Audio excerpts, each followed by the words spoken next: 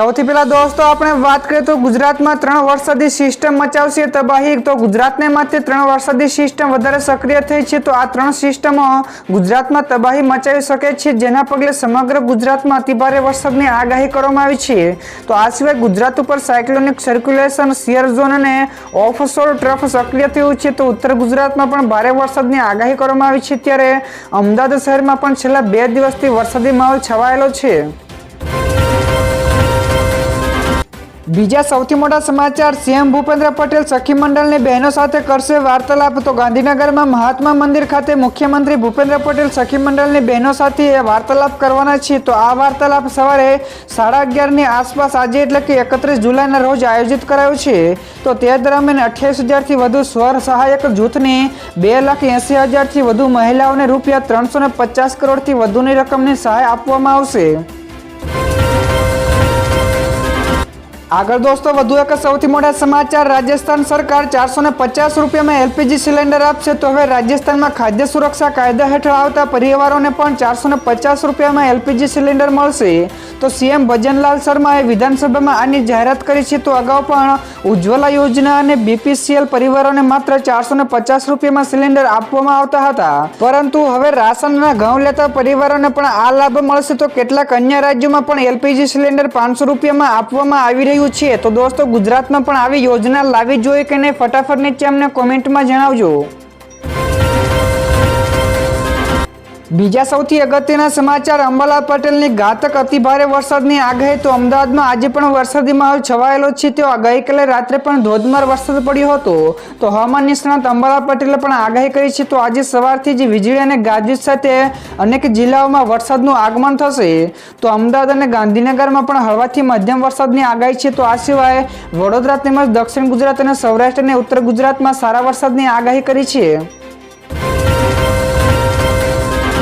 ત્યારબાદ આગળ દોસ્તો વધુ એક સૌથી મહત્વપૂર્ણ સમાચાર, શ્રાવણ અને ભાદરવો ભરપૂર રહેશે તો વરસાદની પેટર્ન બદલાય। જ્યાં દોસ્તો ગુજરાતમાં આ વખતે ચોમાસું વહેલું આવ્યું છે અને તે ઘણા સમય સુધી નવસારીમાં જ અટવાઈ ગયું હતું, પછી તે નબળું પણ પડ્યું હતું, જ્યારે જુલાઈ મહિનામાં જ્યાં વરસ્યું ત્યાં ધોધમાર વરસાદ વરસ્યો હતો।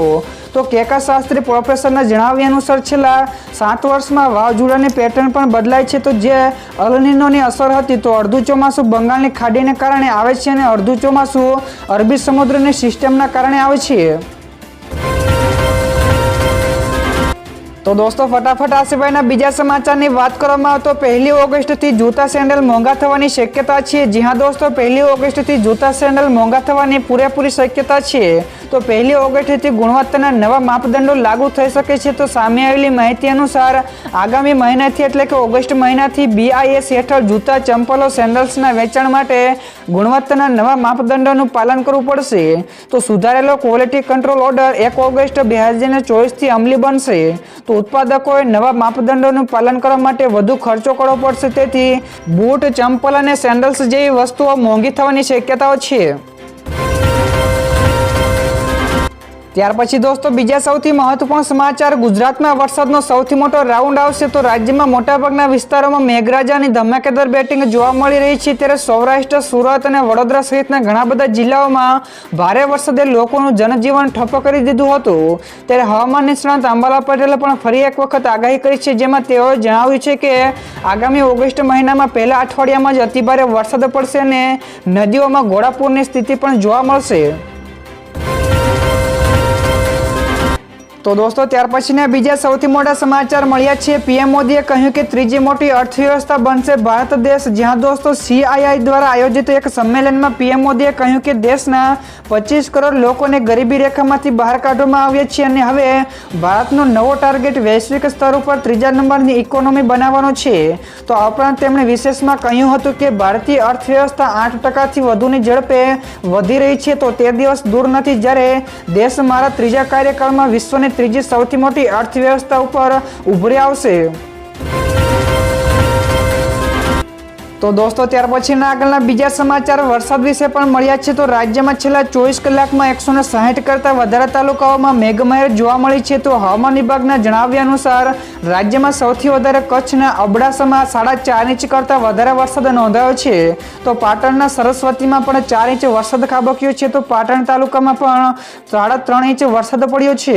તો ભાંભરમાં 2.7 ઇંચ, સાંતલપુરમાં 3 ઇંચ, માંડવીમાં પણ 2.5 ઇંચ જેટલો વરસાદ નોંધાયો છે. તો દોસ્તો ઉલ્લેખનીય છે કે હજુ આગામી 7 દિવસ માટે હવામાન વિભાગ દ્વારા વરસાદની આગાહી કરી છે. તો દોસ્તો ત્યાર પછીના બીજા સૌથી મોટા સમાચાર સામે આવ્યા છે. વાયનાડમાં થયું ભૂસ્ખલન. તો ભૂસ્ખલનમાં મૃત્યુઆંક 109 ઉપર પહોંચી ગયો છે. જ્યાં દોસ્તો અસમના વાયનાડમાં ભૂસ્ખલન થતાં મૃત્યુઆંકોની સંખ્યા વધીને 109 થઈ ગઈ છે. તો 52 મૃતદેહોને મ્યામપડીમાં પ્રાથમિક આરોગ્ય કેન્દ્રમાં લવાયા છે. તો 45 મૃતદેહને નીલાંબુરની હોસ્પિટલમાં લઈ જવાયા છે. તો મૃતદેહોના પોસ્ટમોર્ટમની પ્રક્રિયા ઝડપથી આગળ વધી રહી છે. તો 128 જેટલા લોકો હજુ પણ સારવાર હેઠળ છે. તો બીજી તરફ ભારે વરસાદના કારણે કેરળ રાજ્યના 8 જેટલા જિલ્લાઓમાં આજે પણ શૈક્ષણિક સંસ્થાઓને બંધ રાખવાનો નિર્ણય લેવામાં આવ્યો છે. ત્યારબાદના દોસ્તો આગળના બીજા સમાચાર શેર માર્કેટ વિશે પણ સામે આવ્યા છે. તો ગઈકાલે શેરબજાર લીલા નિશાન સાથે બંધ થયું હતું. તો શેરબજારમાં ગઈકાલે તેજી જોવા મળી હતી. તો સેન્સેક્સમાં 99 પોઈન્ટના ઉછાળા સાથે 81,455 અંક ઉપર બંધ રહ્યું, જ્યારે તે જ સમયે નિફ્ટીમાં પણ 21 પોઈન્ટનો વધારો થયો અને તે 24,857 સ્તર ઉપર બંધ થયો હતો.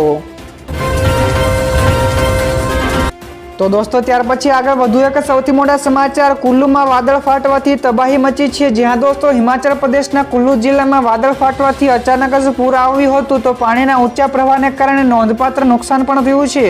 તો આ ભારે વરસાદમાં દારૂના ઠેકાણા, દુકાનો તેમજ પુલ પણ ધોવાઈ ગયા છે. તેમજ કાટમાળ અને પાણી ઘૂસવાના કારણે 2 હોટલ તેમજ કેટલાક લોકોના મકાનોને પણ નુકસાન થયું છે. જ્યારે મોડી રાત્રે વાદળ ફાટ્યા બાદ અહીં અરાજકતા પણ જોવા મળી રહી છે.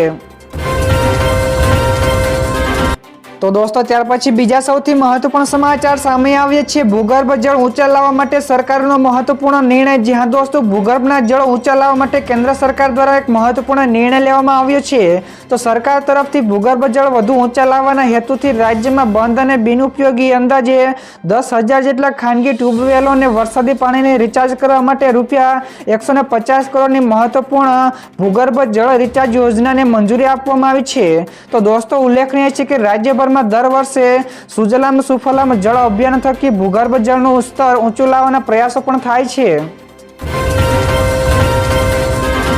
તો દોસ્તો ફટાફટ આ સિવાયના બીજા સમાચારની વાત કરવામાં આવે તો 180 કિલોગ્રામ જેટલું શંકાસ્પદ ઘીનો જથ્થો ઝડપાયો. જ્યાં દોસ્તો પાલનપુર ડેરી રોડ ઉપર આવેલી દુકાનોમાંથી 180 કિલોગ્રામ શંકાસ્પદ ઘીનો જથ્થો ઝડપી પાડવામાં આવ્યો છે.